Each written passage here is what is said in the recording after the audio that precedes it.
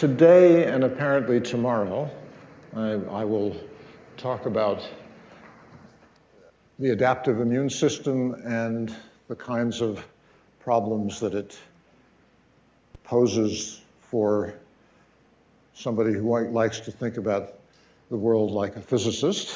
And there's how shall I put it? The immune system is very, very important. Without it, we would all be dead.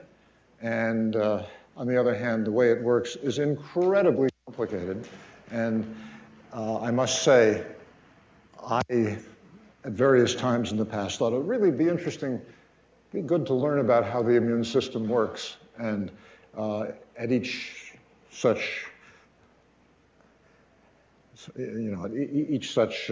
event, I backed away saying this is just too complicated for anybody to understand in a quantitative and comprehensive way. Well, it turned out that with the arrival of the sequencing revolution, data on the immune system that you could put your hands around in a systematic way arrived. And I will talk about what I mean by that and where one can get making use of the modern tools for observing what's going on in a biological system. Okay, I'm not sure we should pay too much attention to the title, but anyway, it says something about immune systems and sequence space and why the two things go together. I will explain as I talk. This is work I've been doing over the past few years with collaborators from the École Normale, Thierry Morat and Alex Walczak, American collaborators, Ben Greenbaum, and a clinical cancer biologist at MS Memorial Sloan Kettering Cancer Center in New York by the name of Vinod Balachandran, and I work with graduate students Zach Sethna and postdoc Yuval El-Hanati. And it's been a several-year series of adventures, so I'll try to explain what it is that the adventure involved, and in order to do so, I have to explain a few things about what the immune system is and how it works. Now, there's an ideological background to this that maybe since I have a lot of time, I have all of today and all of tomorrow, I can talk slowly and I can explain what's the intellectual or thought background for what I'm going to be telling you. There's a feature of thinking about biology that I think people who come from physics are particularly intrigued by, and that is that in biology what matters is often a probability distribution, in the sense that there's some event, something happens, and the response to this thing is typically not something completely determined like it usually is in physics. If you stimulate an atom with a particular frequency photon, what happens is very well defined. In biology, things are a little bit different. So for example, I don't know, you can be studying how the retina transduces light and turns it into nerve impulses, which will eventually be read by the brain to recreate a visual system, or at least produce information about what's going on in the outside world. And one of the things that is well known is that if you have a setup where you have a retina and the ability to actually measure what's happening on some of the nerve cells that emerge from the retina, whenever you repeat the same experiment, show the retina exactly the same visual scene, what happens on a particular spiking neuron that comes out of the retina is at each time different in detail, although maybe in some overall sense reproducible, but not reproducible in detail. So exactly, if you think about what's going on in your head, you're looking out here and you're seeing a room with people sitting in chairs and so on. And how is this all happening? Well, how is your brain producing this scene in your head? Well, you have a bundle of nerves going along you have a bundle of nerves that are going from the retina to an area in the brain that does the first processing of visual scenes. Maybe there are 1 million nerve fibers, and each nerve fiber is firing little spikes. Bang, bang, bang, bang, bang, bang, bang, bang, bang, bang. And you could imagine having the ability to actually observe the sequence of spikes on those 1 million nerves. And there's variability of all kinds going on. And looking at the same scene, you don't get the same sequence of spikes coming back. Nonetheless, your brain is able to look at this shower of stochastic spiking neurons and reconstruct very, very reliably what one is looking at. One is looking at people, one is looking at chairs, one is looking at a particular individual. So what actually comes down the optic nerve is something that if you're giving it a given input, you get a distribution of outputs, just distribution of spikes on the neurons, and somehow the brain is able to say, aha, this looks like what's coming down the optic nerve right now is something that's drawn from a probability distribution that's associated with seeing people sitting in chairs, all right? And somehow the brain manages to learn this probability distribution and make use of it in order to interpret things that you see in an intelligible way. There's a similar issue in the biology of proteins, right? A particular protein is just at the sequence level a string of residues, glycine, alanine, blah, blah, blah, blah, from 100 to several hundred to thousands of amino acid residues strung in a linear fashion. There are many families of proteins that are found, well, there are proteins that are found in many different species that carry out essentially the same function. They engage in some kind of, for example, they might engage in some enzymatic process that has to do with metabolism. And are the proteins that do this particular task the same in the many different species that carry out this, that require a protein that does this? Well, the answer is no, not in detail. There's variability. You could take, if you have a case where there are hundreds of species that have a protein that's carrying out some common task, you can align these sequences and you can ask, are they similar? Yes, they're similar enough so that one can say these proteins belong to the same family, but they're not identical. In fact, there's a certain sense in which the definition of the protein that does this task is not, it's a protein that has the following sequence, but rather it's a protein whose sequence is drawn from some restricted probability distribution on the space of sequences, if you see what I mean. So for example, one of the simple things you could do would be, take your hundreds of examples, align them in the sense of Smith-Waterman alignment, and observe what's going on at position 37. Well, maybe position 37 is really very critical, and it must have a particular amino acid at that position. So everybody's got an alanine at position 37. Maybe at position 91, nobody seems to care. It just runs randomly over all of the amino acids that have a similar chemical property, and so on and so on. You could imagine, from many examples, constructing a distribution on amino acid sequences, where at each position you would reproduce the amino acid usage that is observed over the many examples at that position. And maybe if you were a physicist, you would say, well, obviously I have to take into account some level of correlation between what's going on at positions. So I might, in fact, try from the observations to actually construct a probability distribution that does something more than just get the distribution position by position right, but somehow accounts for pairwise correlations. Or maybe you could try to go further than that. This is actually a game that a very clever biochemist played starting about 20 years ago, namely the guy's name is Ranganathan. He's at the University of Chicago. And he played the following game, which I find really quite remarkable. Namely, from the data, using a certain amount of art, construct a black box. The black box is instantiating a probability distribution on amino acid sequence, let's say, of roughly 100 amino acids. He was looking initially at a particular enzymatic domain.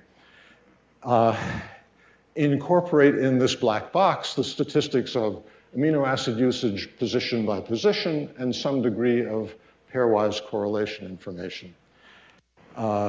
It's a bit subtle because you don't have enough examples to really nail down when you have at each position 20 possible amino acids. Your data starved, but nonetheless you can make a step in the right direction.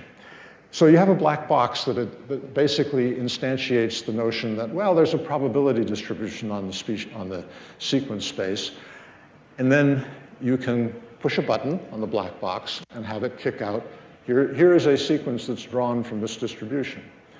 Now, typically, information was drawn from real life to construct this black box, but the black box has no obligation to spit out things that have ever been seen in real life.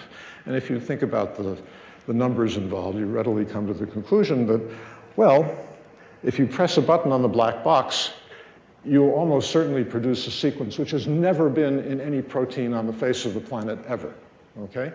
But with the wonders of modern molecular biology, when you spit out such a sequence, you can say, okay, I will use the tools of genetic engineering and molecular biology to create an E. coli bacterium that will actually make this protein. And then I can I can make enough of this protein to actually engage in measurements of its enzymatic activity to compare it with the real proteins that have this enzymatic activity. Okay, and so the answer, the remarkable result is that when you do this exercise, roughly speaking, not every protein that you will generate with your black box shows measurable enzymatic activity of the kind that was used to create the black box in the first place, but roughly 1 out of 2 have measurable enzymatic activity of the kind that's of interest. So there's a certain sense in which, the question of what's a protein that does some function, the straightforward answer is, well, it's the sequence of the protein that I found in real life that does this job. But I think the more accurate statement is that the protein that does this job is defined by a probability distribution on sequence space. There are many, many, many different ways that you can do this job. Why this is true, well, I don't know. Is this something that evolution discovered working with the laws of chemistry as they exist? It's not obvious that this should be the case. It is obvious that if it is the case, this is very good for evolution because, you don't have to actually get exactly the right answer in order to keep on working, okay? So anyway, the other point about these probability distributions is that they're very high dimensional and they're potentially very high entropy. So the probability distribution for the proteins is on, if you have a sequence of 100 residues and you can have 20 possible values, 20 possible residues at each positions, that's a very large number of possible outcomes, okay? And you're never, never, never going to sample the full range of possible outcomes so as to essentially discover what's the relevant probability distribution by direct sampling. You have to have some insight. Okay, there's no way to learn these distributions by exhaustive sampling. That's what I just said. And, okay, so now I close this rather long parenthesis, which I would not normally permit myself, but I've got lots and lots of time, so why not? I close the parenthesis by saying the immune system in your body provides a really instructive, concrete example of a probability distribution that's biologically important that you could try to learn and exploit.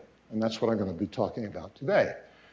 Okay, so one speaks of diversity in the immune system. What does that mean? Well, the immune system violates one of the fundamental paradigms of modern biology, namely, every cell in your body has exactly the same genome. You inherited it from the event that combined the two gametes that made you, and then every cell in your body simply has a genome that is a copy of that original genome. This is not true for the cells of the immune system. The immune system contains an enormous, well, it has a large panoply of cells that are in the hematopoietic lineage, but there are two kinds, T cells and B cells, that play an important role, which we'll talk about, in defending your body against pathogens. They undergo a process when they are made, which basically modifies their genome. That is to say, so maybe I should just, at this point, stop there, and I'll get into greater detail very shortly. So the point is, something happens when a new immune system cell, a T cell or a B cell, is made. Something happens to its genome that essentially, in a random fashion, modifies the genetic sequence that codes for a particularly valuable protein in the armamentarium of that cell. And it's that protein that gives the T cell its particular functional use. And your body contains a very, very large number of different such cells. In other words, you keep making new T cells and B cells all the time in your bone marrow, and the number of, so to say, different genomes, or at least genomes that have been modified in this one very specific way, namely in the sequence of a surface receptor gene that gives the cell its specificity. There are something like, let's say, 10 to the 9 different such specificities. 10 to the 9 events have taken place that created a cell with a different gene. Okay, and we're going to get into that and get into great detail.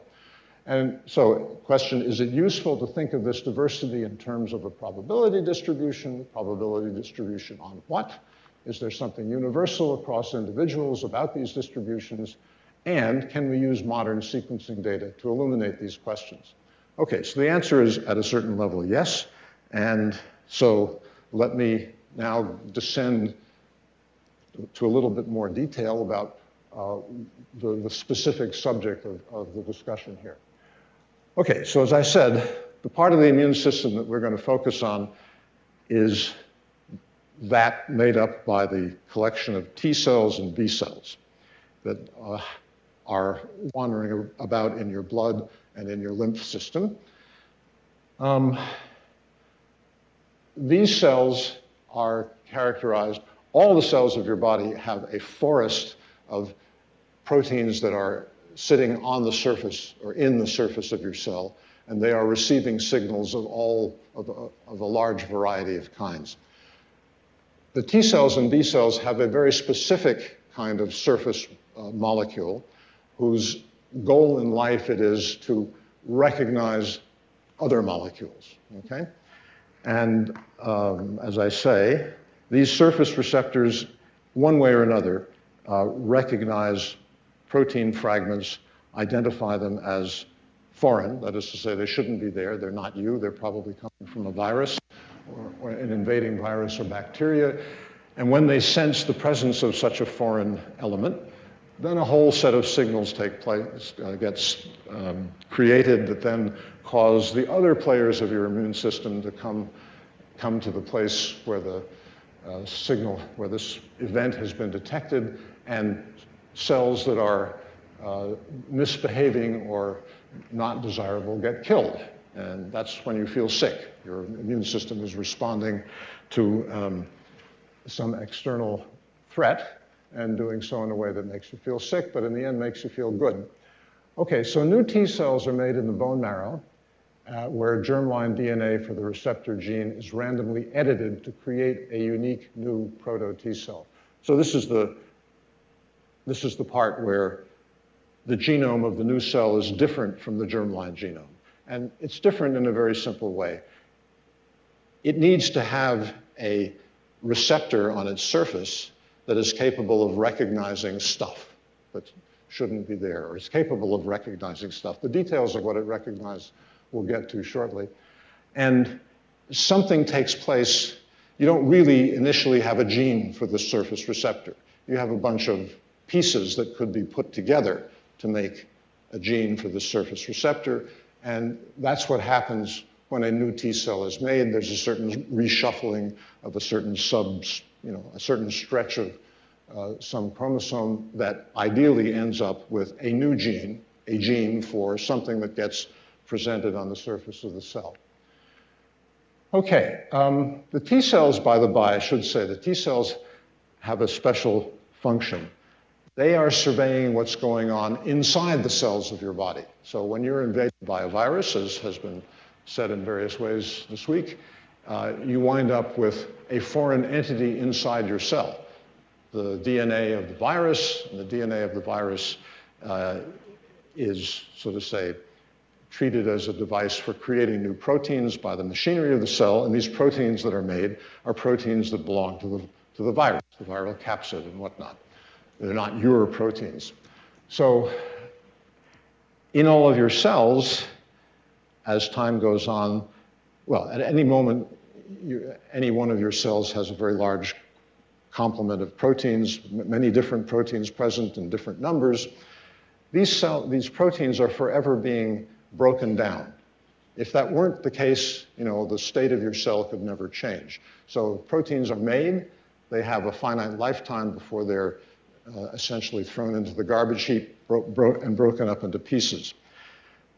The pieces of the proteins that have been so broken up get transported to the surface of the cell where they are presented to the outside world on what's called the major histocompatibility complex. This is another protein or complex of proteins that many copies of which sit on the surface of the cell, and what they're doing is presenting to the outside world in a little groove on this complex a fragment of a protein that was inside your cell, okay?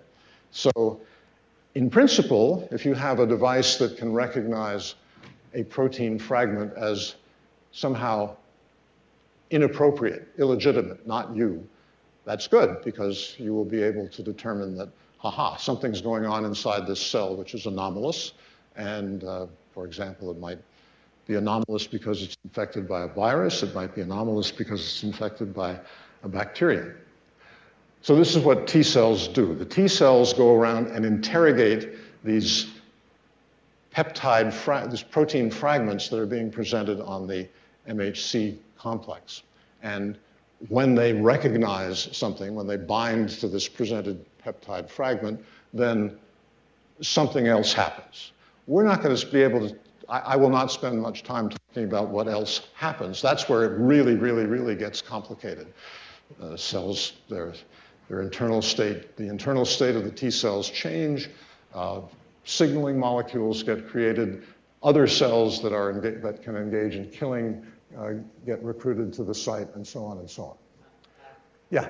If you compare the T cells from different people, are they... Okay, well, we'll come to that. We'll come to that. So that has to do with just how diverse is this diversity. Okay, so just to walk through the life of the T cell. So as I say, their role in life is to surveil what's going on inside the cell. When a new T cell is made, it becomes a unique new thing. Probably it is different in the sequence of the surface receptor gene that has been made from every other T cell that's already in the body. So this is the random editing. The T cell migrates to the thymus, which is a funny little gland somewhere up here.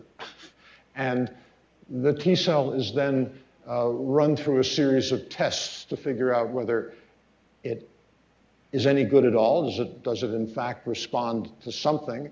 But if it responds too strongly to stuff that is you, fragments of your proteins, then the story is that it is rejected, it dies. So you don't want to put T cells into the circulation in your body that are able to respond to your protein complement. You've got 20,000 genes, roughly speaking.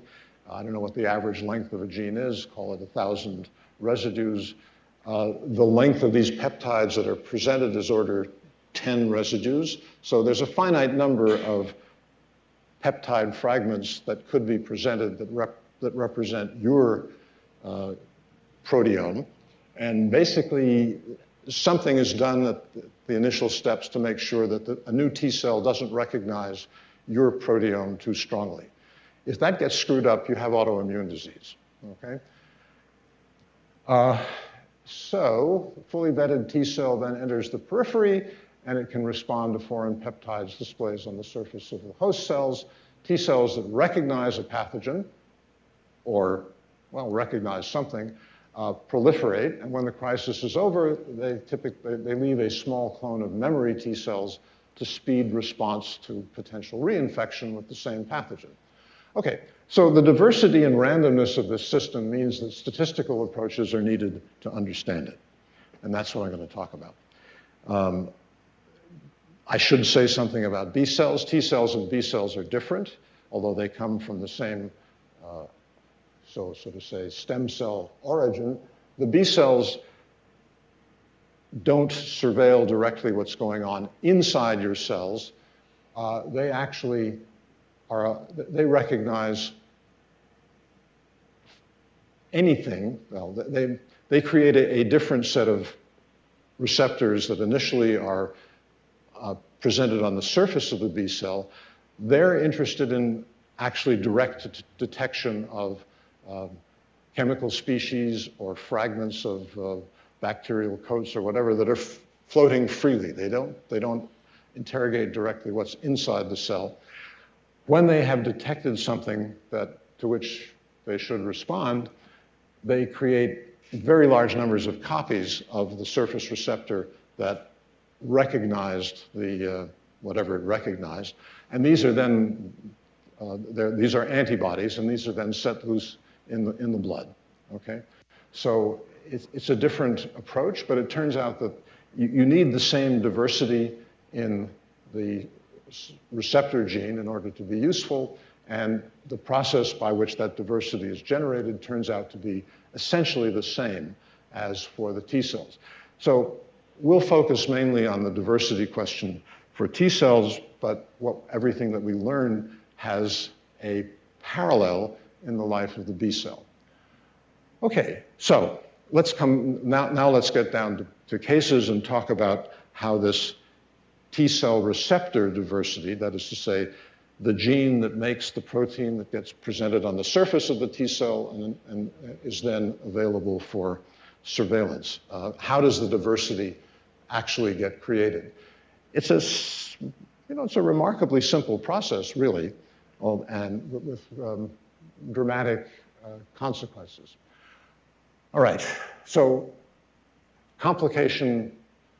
So the first order of business is to say that what you get from the germline genome is, at some level, a bunch of pieces that you could assemble in some combinatorial fashion to make a real gene that could be presented on the surface of the cell. I have to back up slightly to say that actually, in the case of both the T cell and the B cell, there are really two proteins that are involved. And these two proteins come together to make a dimer, a heterodimer, that then makes the functional thing. I'm going to focus on one of the elements of the heterodimer, the so-called beta chain, but the process involved is similar for both. So let's talk about what goes on in creating, let's say, a new gene for the beta chain. So the beta chain is just a longish, floppy-ish protein that eventually is going to be part of the surface receptor protein on the T cell. Okay, so what you get from somehow it's alive, but you can't really see it. Well, if you look at the bottom left of the slide, the very bottom is a cartoon representation of what the germline genome region of interest looks like. So you have a bunch, the red blocks are a bunch of modules that come from, let's call them column A. The yellow blocks are column B, and the green blocks are column C. And basically 3 separate things happen with the help of enzymes that can modify the double-stranded DNA.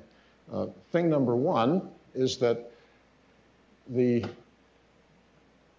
random one of the red blocks is chosen and is brought together with a random one of the yellow blocks. Now, naturally, there's going to be, so if I pick this guy and bring them together, there will be a loop of DNA that is in between. Well, that loop of DNA gets excised. So I bring these 2 blocks together. Then when that's done, I bring the result together with one of the green blocks. And the result, whatever is looped in between them is removed. So I basically have some degree of diversity is created by the fact that there are a few tens of options for the red blocks. Actually, there are only 2 options in a human being for the yellow blocks, and there's another dozen or so options for the green blocks. So there's a certain combinatorial diversity that's created at that point, but it's really not very much. You know, it's 20 times 2 times 15 or something like that. This is not going to be enough to do the job. So 2 other things happen. As the blocks are brought together, there's an enzyme that basically chews away from the ends of these modules that are being brought together. It might chew away no base, or 1, or 2, or 3, or 4. Again, it's a stochastic process. Both the choice of which blocks are brought together is stochastic, and the choice of how much gets chewed away when they are brought together is stochastic. And in addition, there is a random insertion of some number of bases between the chewed away blocks that have been brought together. So now you're talking, because each time you do something, each time you insert 1 base, you have 4 choices. If I inserted 10 bases, I would have 4 to the 10 possible choices. And you know, I start getting some number of, a sizable number of options coming out. So the whole process is called Vdj recombination. It's because the blocks, the 3 types of block that are brought together are called V genes, J genes, and D genes. The DNA editing is implemented by distinct stochastic events that have, each one of them has a finite number of outcomes. That is to say, talk about insertion. Do I insert none? Do I insert 1? Do I insert 2? So there'll be some number of possibilities. It turns out that the diversity that ultimately is created is very heavily dependent on how many of these guys you insert. For the T cells, the average number of insertions in each of these interstices is 10 to 15. For the B cells, the number inserted is larger. It's like 20. So you get a great deal of diversity from that. But you get significant diversity from all of these other things. By stochastic, you mean you just diffuse around and somehow get there? Well, I mean, by stochastic, I simply mean that here's a process, and it can have the following 13 outcomes. The probability of outcome 1 is some number. The probability of outcome 2 is some number. The sum of the probabilities is 1. So it's simply, in order to characterize the black box, I simply have to say the probability of these discrete outcomes is the following set of numbers. Yeah, but in real life? Real life is too complicated. I mean, the enzymes that do this are known. And you could imagine playing biochemical games in a test tube to watch this happening. Nobody has had the intestinal fortitude to actually do this, to my knowledge, because things happen, you know, all of this happens in vivo inside a cell under conditions that are very difficult to know. It's difficult to know exactly what they are and to replicate them in a test tube in any meaningful way, although, you know, people can do remarkable things. But so this story is, I don't know, if you were to look at the list of papers that you would have to read in order to get the bits and pieces of this that are put together. It's a very long list of papers that are hard to read for somebody like me. But the biologists don't seem to object when one condenses it down to this kind of statement, okay? All right, so our first goal, what this tells you is that if this is the way it all happens, then first of all, the number of different outcomes, what is this? A stem cell creates a new T cell. In the process, this sequence of events takes place, and out comes a single cell that has a gene that has a specific sequence, okay? And the number of possible outcomes in the form of what's the actual sequence of this surface receptor gene that confers on the T cell some specificity, the number of possible outcomes is clearly going to be very large. It's also reasonably obvious at this point, although not 100%, that this is going to be a biased process. In other words, if I look at the outcome in the form of what's the sequence of this gene, and I give you a list of ways it could come out, sequences that it could have, the likelihood that you're going to get different sequences will be very variable, okay? It's not going to be, here are 10 to the 7 possible outcomes, and the likelihood of getting any one of them is the same. This is not the case. This is an extremely biased process. That turns out to be interesting, as we'll see. Okay, so the goal is to infer the detailed statistics of these generative events. So the idea is I'd like to create a black box, which if I press a button on the black box, it gives me a potential sequence for a new T cell. And I'd like to do this in such a way that if I press that button 10 to the 9 times, I would get a collection of T cell sequences that would, statistically speaking, be indistinguishable from what you actually have in your body. That's the goal, all right? Okay, so let me give you a little bit more detail here. Okay, so this is, in linear sequence, a particular T cell receptor gene. It's actually the T cell receptor gene for a B cell rather than a T cell, but never mind. I just wanted you to focus on 2 things. And the first thing is, it's a fairly long gene, but not inordinately so.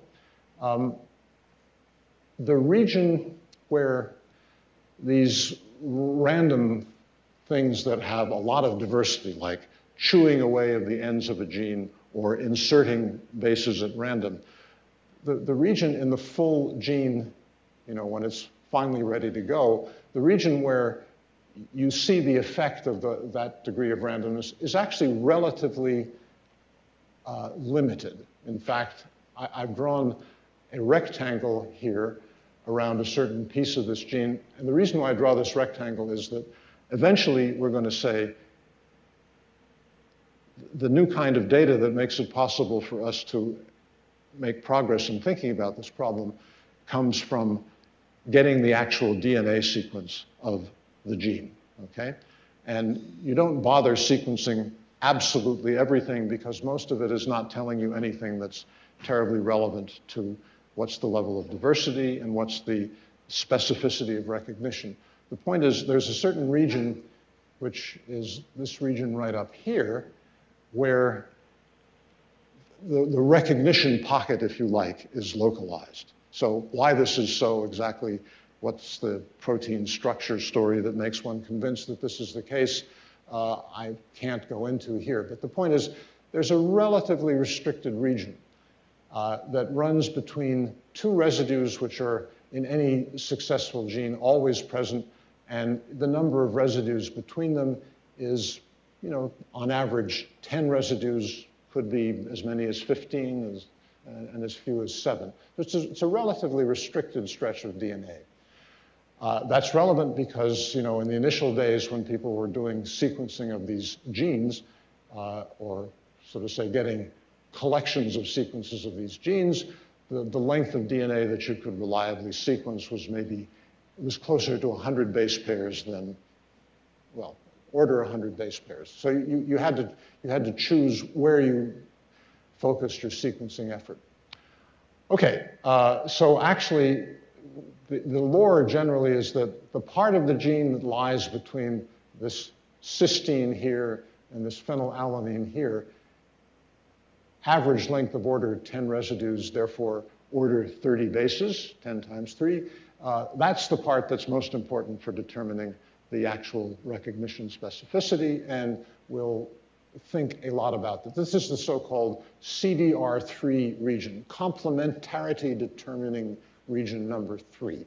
So that's where most of the sequencing effort is located, but I thought it's kind of useful to see what the whole gene looks like laid out in linear fashion. I mean, the point is, some of the stuff that's over here on this end, it's not unimportant, because not only do you have to recognize the protein fragment that's being presented, but you have to be able to, so to say, correctly interface with the MHC complex that's presenting this peptide fragment to you. And that's basically what's controlled by this stuff. Okay, now, so what are we going to do? Okay, so the new element that came in, I don't know, 15 years ago or so, maybe, well, I forget when high throughput sequencing really matured, let's say 15 years ago. People realized that it would be very interesting to examine what's going on in the immune system by actually getting their hands on the DNA sequence of the T cells in somebody's immune system, okay? Because the diversity has to do with the fact that the genes are different from one T cell to the next, and in order to nail down that difference, the simplest thing to do is just to get the sequence. So you can do the following, and people do it. So as of 10 years ago, the idea was something like this. Take a blood sample, 4 milliliters of blood from some willing human being, separate out the T cells, separate out the genetic material from the T cells, and then use the PCR reaction to make many, many copies of, so, the genome, the genetic material of one cell contains lots and lots of stuff. You're interested only in the stuff that tells you what's going on in this particular surface receptor gene of the T cell. There's an interesting part of that gene that is highly variable from one gene to the next. On the other hand, there are anchor regions on either side of the part that you're interested in that's highly variable. There are anchor regions that are fixed, and you know what they are because somebody gave you the human genome sequence to start with. Okay, so you can use PCR primers to amplify the short stretch of DNA where all the variability lies, okay? So there's a great deal of technical stuff that is hidden behind that, but roughly speaking, that's the idea. So you can take a sample which contains millions of T cells, you extract the full DNA from the genomic DNA from those T cells, you use PCR to create large numbers of fragments of DNA that are copies of the interesting part of the genome of each of the cell. You do your best to make sure that the PCR reaction is controlled in such a way that, the number of copies that are made of the interesting region of each individual T cell is as close to the same as you can possibly get. And that's where the tricky part is, but I believe it's done well. And when you're done, and then you take these fragments of DNA and you put them into a sequencing machine, and you get the sequences of all or some fraction of the DNA fragments that you put into the sequencing machine. So the typical output of such an event is, something like 1 million reads, which are of length. It varies quite a lot, but let's say order 100 base pairs, and that read contains so to say, on one side it's the end of a V gene, on the other side it's the beginning of a J gene, and in the middle it's the part that got edited and modified in the way I was describing before. Okay, so you get a large number of reads per blood sample covering the highly variable CDR3 region of the gene.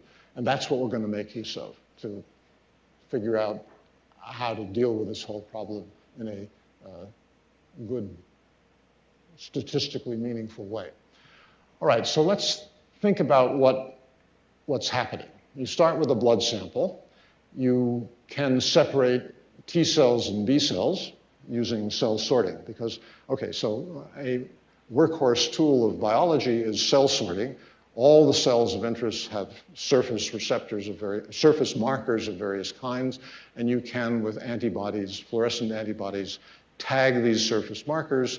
And if you're interested in separating B cells from T cells, there's a way to do it. So, you have your sample that contains millions of cells. You mix it with the appropriate antibodies. You run them cell by cell through a cell sorting machine and divert them into the bin T cell or B cell. In addition, as I mentioned before, one of the things that happens to T cells and B cells when they're out in your body doing their work is that if they in fact respond to some stimulus, and there is an infection and it is eventually controlled by the immune system, some complement of cells that were engaged in the reaction are put aside and they're turned into so-called memory cells. This is the whole point of vaccination. You create a cohort of memory cells that are sitting in the background, ready to be activated if the same pathogen comes by again. And you can tell the difference between a naive, namely never been activated, or memory T cell or B cell, again, on the basis of surface markers. So you could further separate into memory cells and naive cells in addition to separating T and B. At that point, you run what you get through your sequencing machine, and out comes some number of sequences that cover this region of the gene that I've indicated up here. Okay, now, one of the things that you have to think about is that if the gene editing process is random, in a certain sense, if it's stochastic, what comes out is not necessarily going to be a properly constructed gene, because one of the things that has to happen is that between the beginning and the end, there has to be a multiple of 3 bases, which can be read as amino acids, and there had better not be what is a stop codon in the middle either. So when you do this in this part that has been randomly edited, there's no guarantee that what comes out is going to be of length multiple of 3, okay? And there's no guarantee that there won't be a stop codon in there either.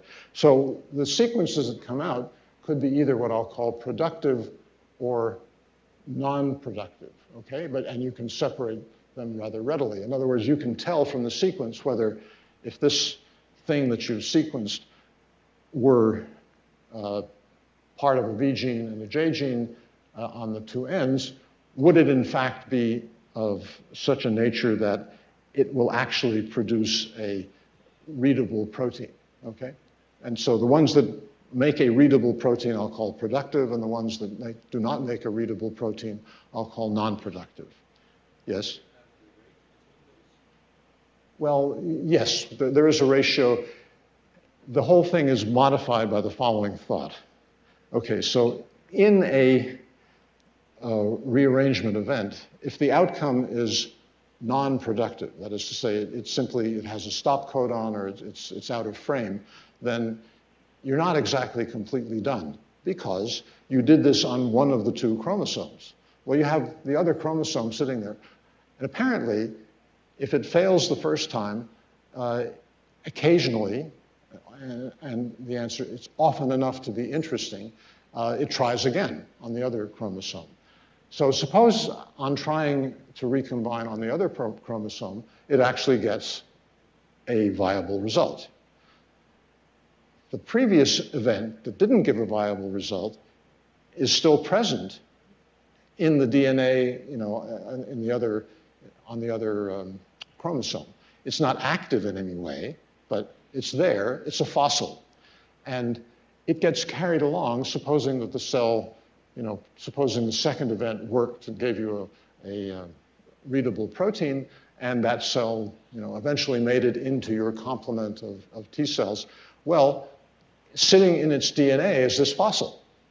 All right, now the good thing about that is that whatever this fossil is, how shall I put it, the likelihood that that fossil makes it into your bloodstream has nothing to do with its other properties. In other words, it is a direct manifestation of the recombination machinery, and there's no further modification of the likelihood that it actually makes it through into the bloodstream.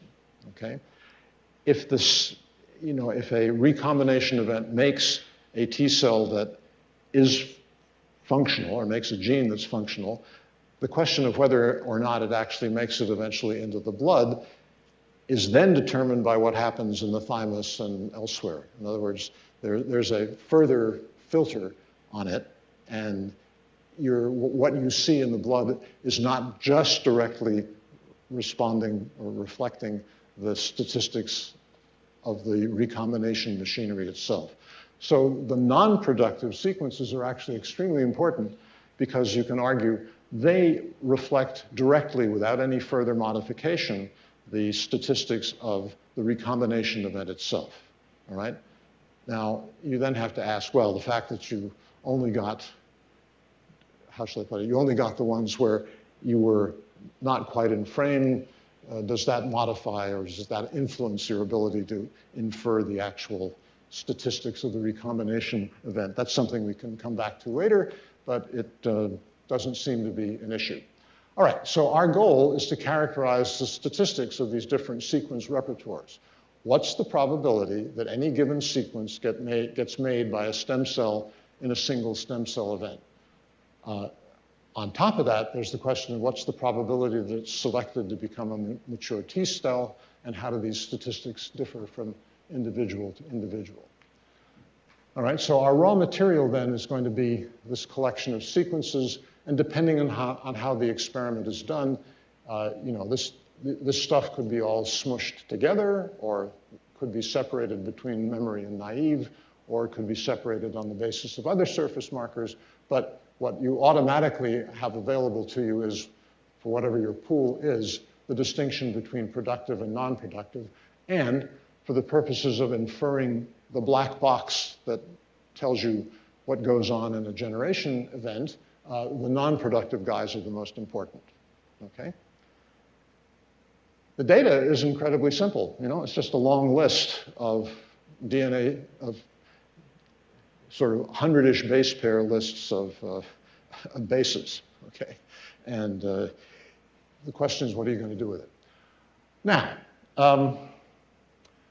there's an important point to be aware of, and that is that if you have a DNA sequence, you have this 130 base pair-ish sequence that comes out, there are multiple ways it could have been made, right? In other words, you probably can identify which V gene was involved and maybe what J gene was involved, but then what goes on in the middle, typically there's more than one way to skin the cat. That is to say, in particular, it's going to be impossible to tell when we're talking about, there's some number of bases that get deleted from one of the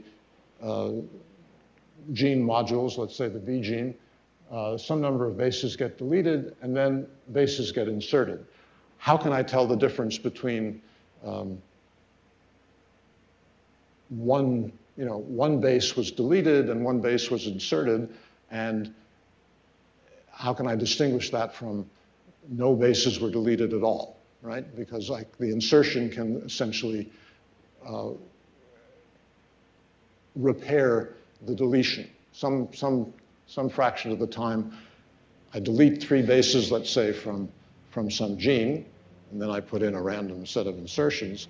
But that random set of insertions could include exactly the bases that you deleted. How can you tell the difference? So there's an event, and then there's another event that has exactly the same outcome.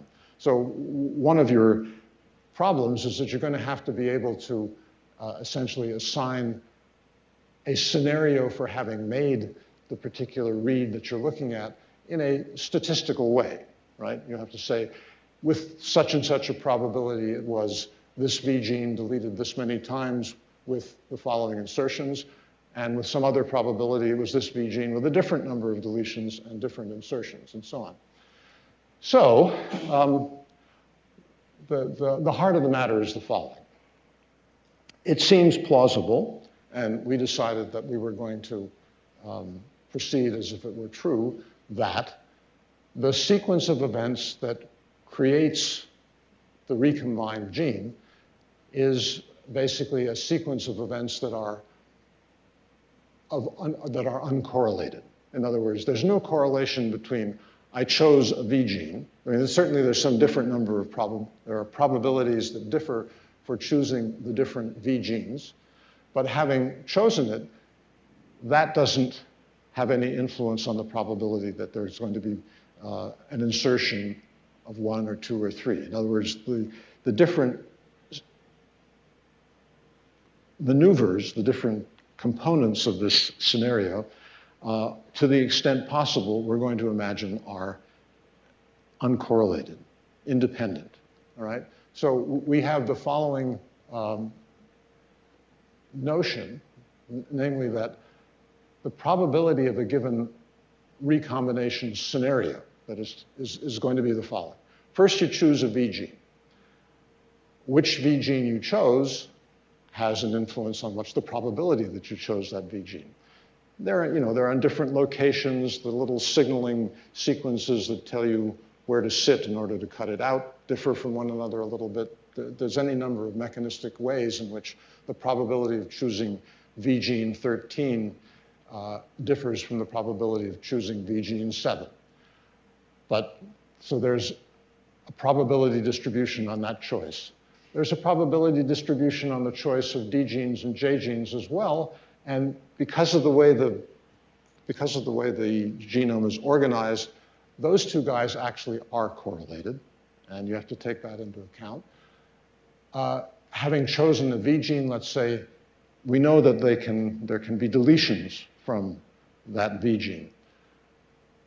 There's good reason to believe that the deletion process is sequence dependent. So having chosen a V gene, the probability of deleting 1 base or no base or 3 bases will be a number that depends on which V gene we're talking about.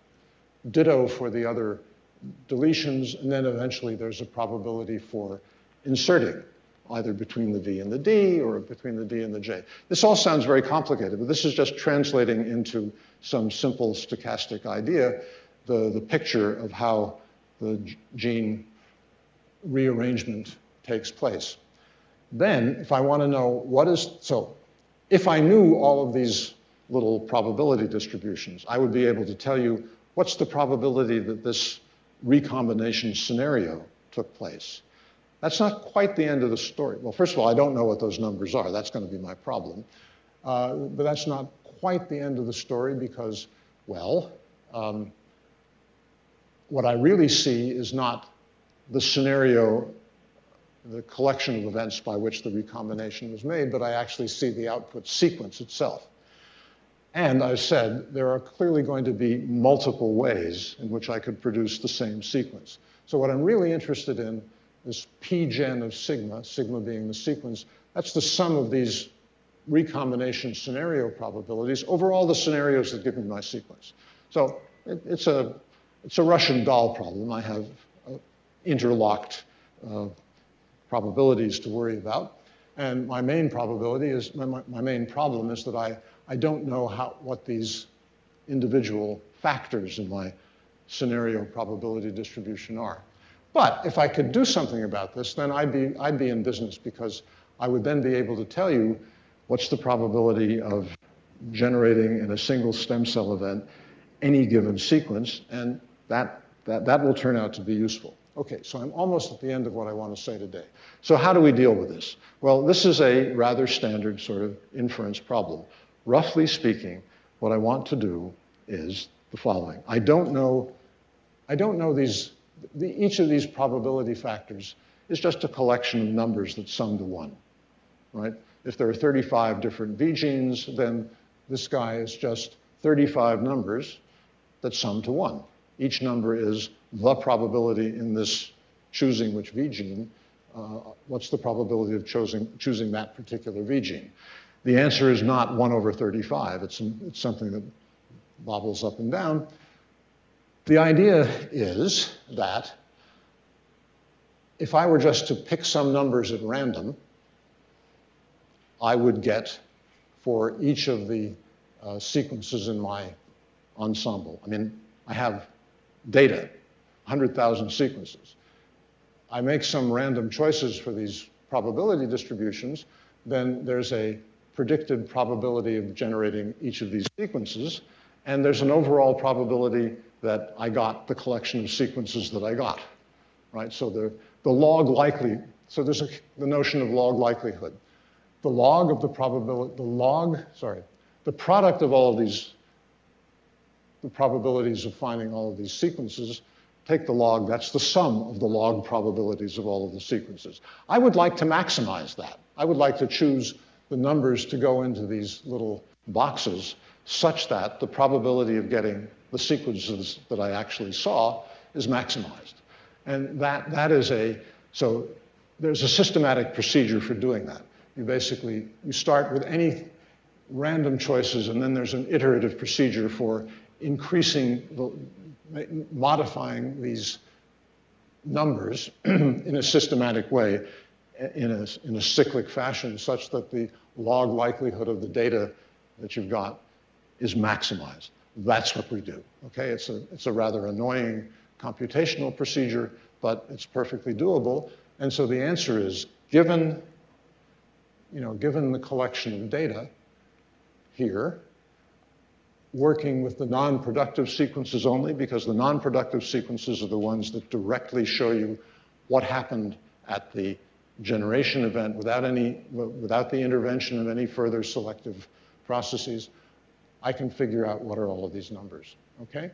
And if I can figure out all of these numbers, then for any individual sequence, I can tell you what its probability of generation is.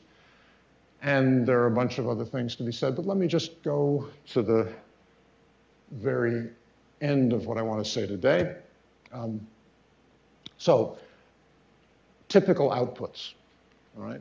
Having gone through this exercise with the data sets that we get from, by now, rather old-fashioned methods, you see the probabilities of choosing the different genes. They are not uniform. These are the V genes, these are the D genes, J genes, these are the D genes.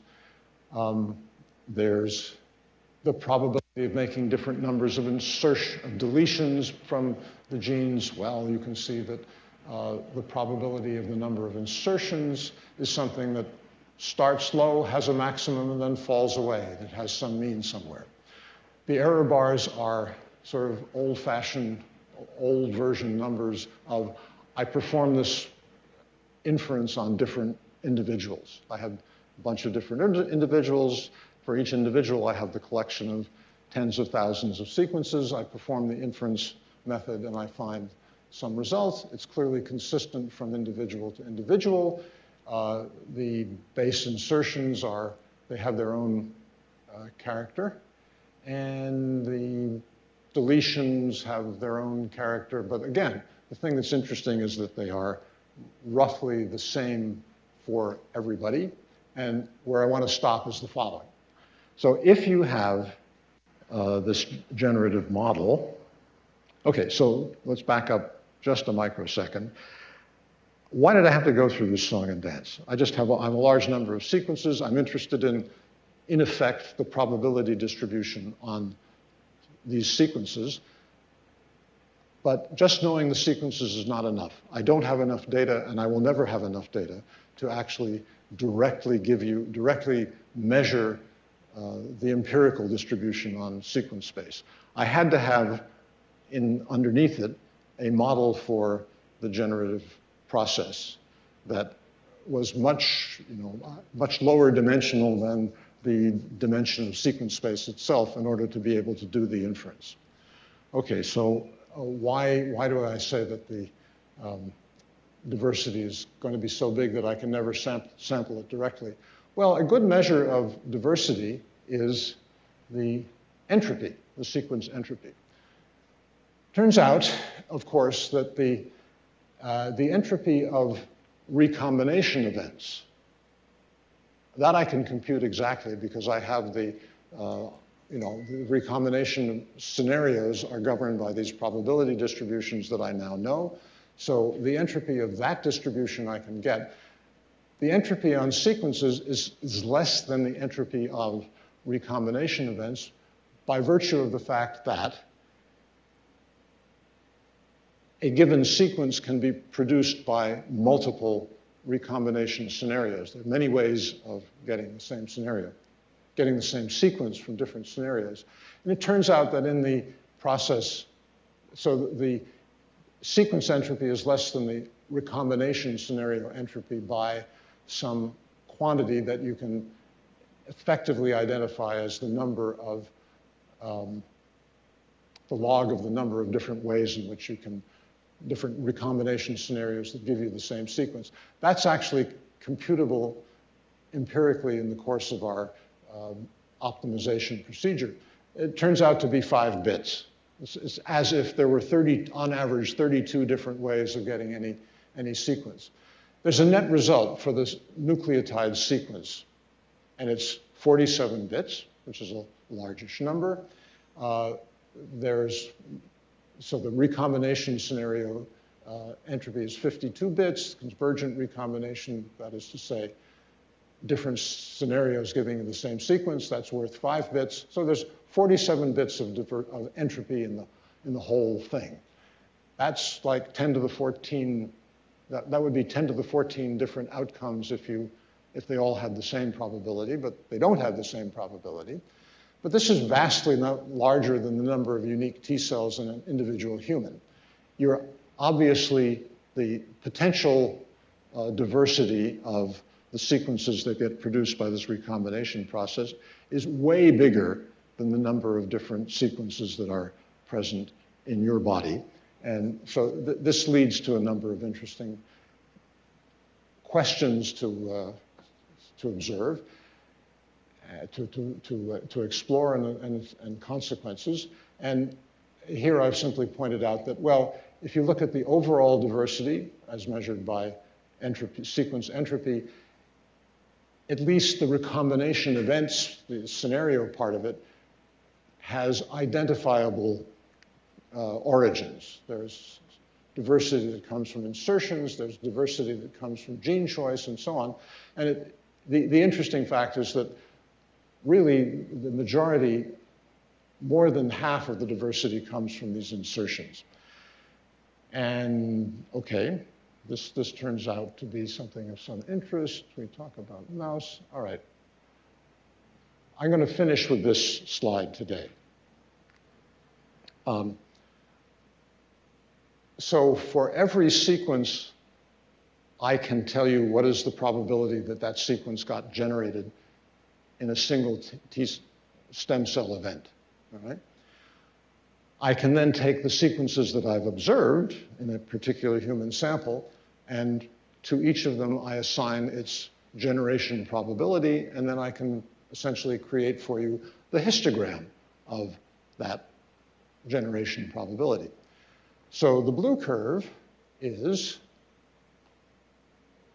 what I've been working with so far. That is to say, that is the distribution, that's the histogram of these generation probabilities for non-productive sequences. All right, it has a rather interesting feature.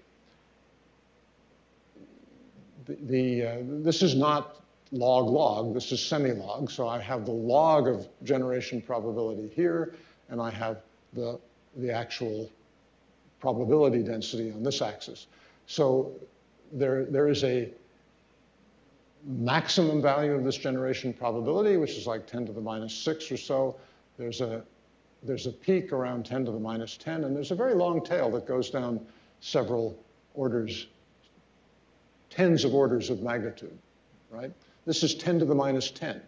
So this means these are guys who are individually produced on average over, it requires 10 to the 10 tries to produce somebody here.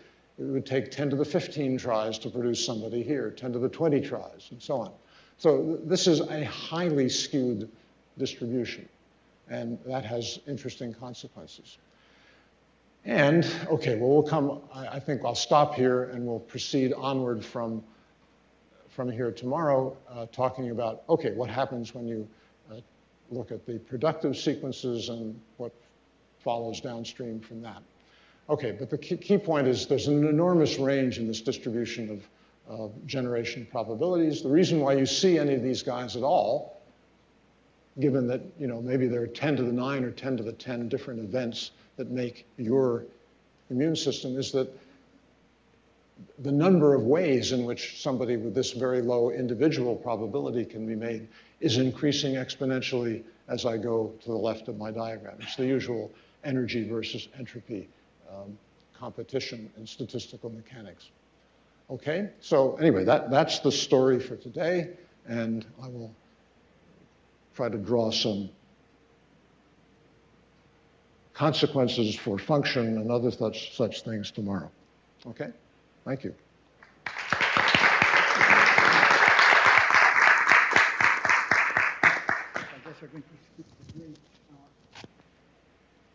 All right. Oops. Do I need to keep this on? So we're going to skip the break before the questions session. And also I want to remind you that today we have the colloquium at 2 o'clock. So lunchtime is going to be very short. So I'm also going to skip the break in Joshua's lecture, so we go straight to questions. Yeah, I'm sorry, I went over. No, it's fine. We started late. Okay. So we just go for questions now, and we do the same in the next lecture. So we have more time for lunch. So. Not everybody is stunned. Hi, Professor. I have two questions that maybe they will be related. The first one is, sometimes maturation of T cells or B cells fails.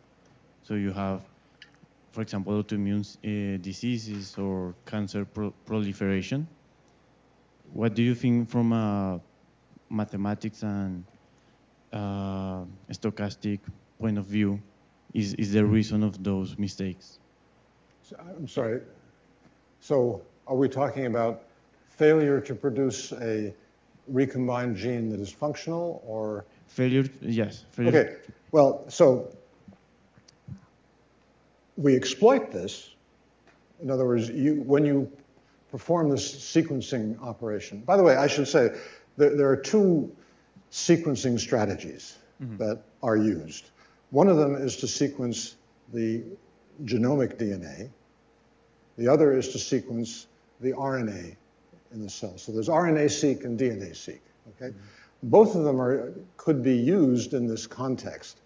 The trouble with RNA-seq, which wasn't your question, but it reminded me I should have said something about this, is that the RNA for the protein that gets turned into a surface receptor is present in the cell, and in fact, a lot of it, because they make very, very large number of copies of this protein. So it's present in the cell, but sort of by definition, that can only be the RNA from it's almost certainly, it's heavily predominantly RNA from a productively recombined gene. So if you do RNA-seq, you don't see the stuff that failed, okay? But I need the stuff that failed in order to get the generative mechanism, the data from which I will infer the generative mechanism. Okay, so now you wanted to know why am I seeing the DNA sequence of the failed recombination, or?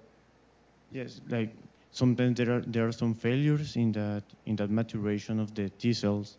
Well, so if the recombination, so basically the recombination takes place, an attempt is made to generate the protein that this recombined sequence codes for. If it doesn't make a proper protein, if it doesn't make a protein that folds and has all of the right bells and whistles, it simply can't be transported to the surface and made into a functioning receptor. If that can't happen, then the process stops right there, all right? Except that, apparently, sometimes, having failed to recombine on one chromosome, it tries again on the other chromosome, and with some probability it will succeed. If it succeeds, now I have a cell that has one chromosome is carrying the result of a failed recombination effort, and the other one contains a recombination event that worked, it produced something that's functional, and then that cell goes further down the chain. It gets turned into something that is sent to the thymus for further inspection, okay? But the good thing is that the failed modified DNA, the failed recombined DNA on the first chromosome, it's there, and if you sequence DNA rather than RNA, you will see it. It'll come out. And in fact, the fraction, when you actually look at the sequences that you get from the sequencing machine, something like 20% of them are these failed recombinations. So you have a lot of data to work with. The exact mechanism by which, if you wanted to ask yourself whether, do I understand why it's 20% as opposed to 1% or 50%, that I don't understand. There are other phenomena that are involved that are not so easy. And my second question goes to better understand how the generative model take into account the dynamics of the system. Like, does it is like a trade-off system between specificity and diversity, or is just a probability system that, as you said, is a black box and has an outcome? Sorry, trade-off between diversity and what? And specificity. Okay. Well, all right. So, yeah, I mean, a very good question is, why do we do this?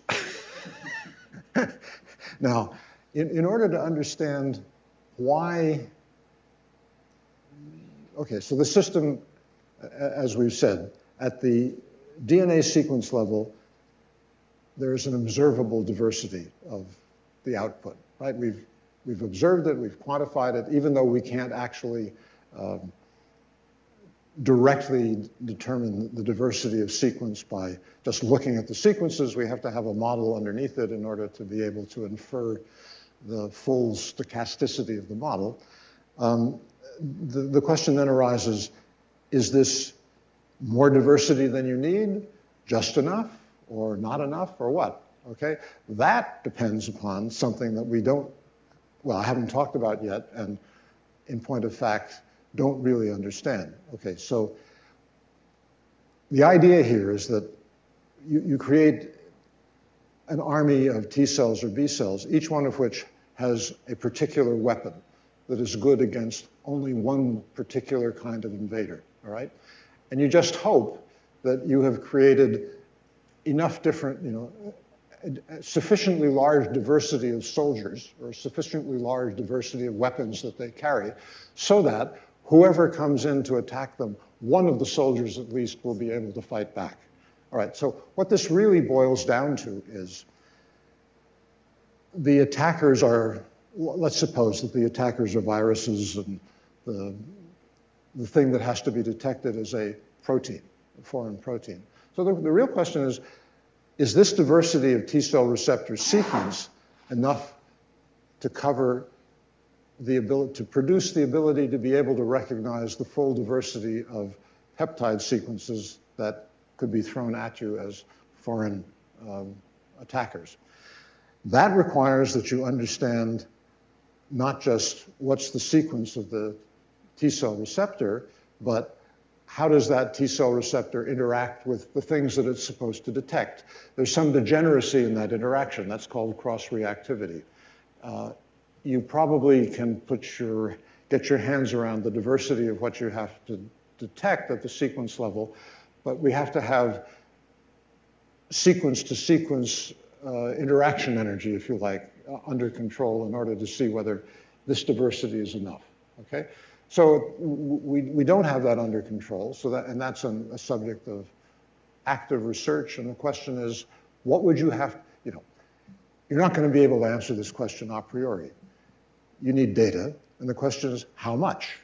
So you can do experiments in which you take one T cell and you expose it to a range of presented peptides and figure out, which ones does this T cell actually recognize, and can you characterize the, so to say, diversity or distribution on peptide sequence space of the stuff that it recognizes.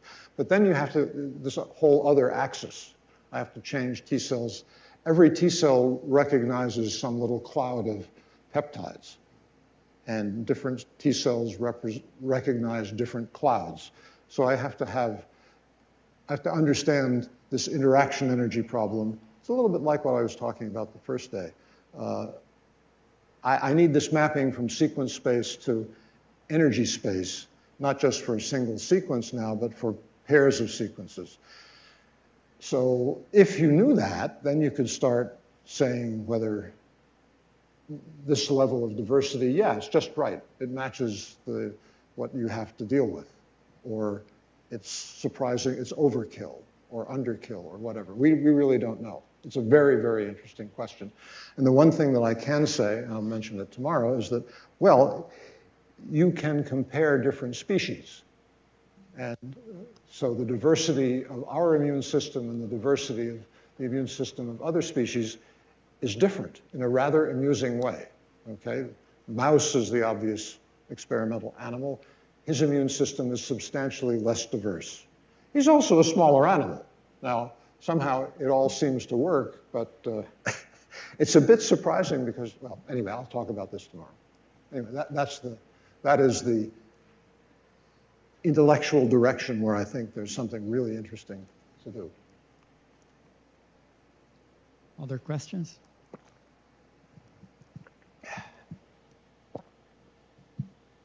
Could you go, please? Could you go, please, to the graph with the number of insertions and probability?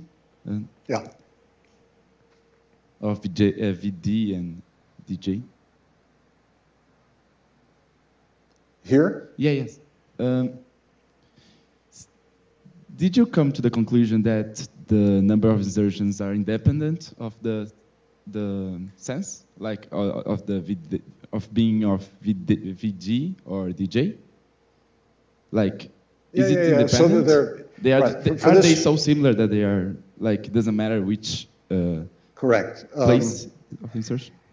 Roughly speaking, yeah, the insertion distribution, there are two places where you get to insert, between the V and the D gene and between the D and the J gene.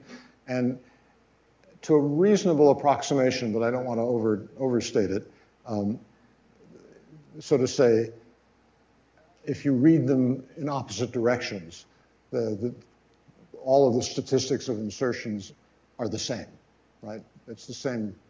It is the same enzyme that's doing it, so that's not too surprising. And by the way, one of the things that you can see from this is that a very large fraction of the diversity comes from insertions. Okay, that's where you get at least more than half of the entropy.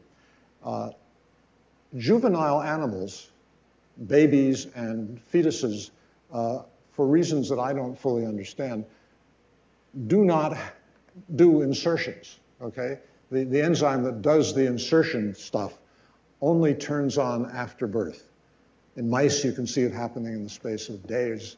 In humans, I suspect it's over weeks or something like that. But anyway, the immune system of the animal in gestation and just after birth is vastly less diverse than that of the adult. So there's a mechanistic understanding for why babies are, for a while, almost immunocompromised, and they need antibodies and whatnot from the mother's milk. It might be to the dependence on the mother's immune system, so maybe the baby doesn't need to generate as much random thing. Wow. Thank you.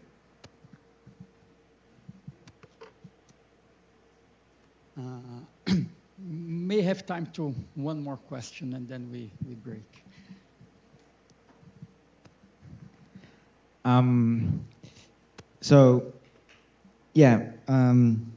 It seems like somehow nature should have go for that 47 bits of entropy in the system in order to interact with another system which is harming it, right? Mm-hmm. So, I mean, I guess that in order to see how the system would respond to an attack, we'd have to study the productive. I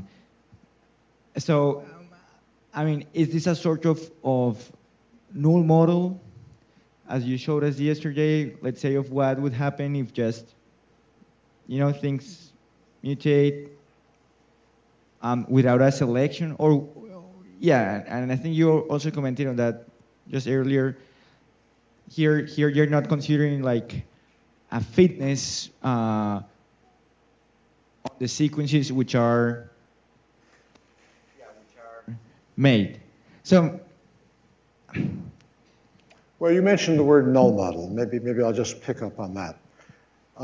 One of the reasons why I think it's scientifically useful to do this is precisely because one of the things we want to do is to generate a null model for the human immune system. That is to say, what does an individual animal's immune system look like when it's just there resting, not doing anything useful? Why do you want to do this? Because, well, you would like to know, is there some signal for response to infection or response to cancer or what have you?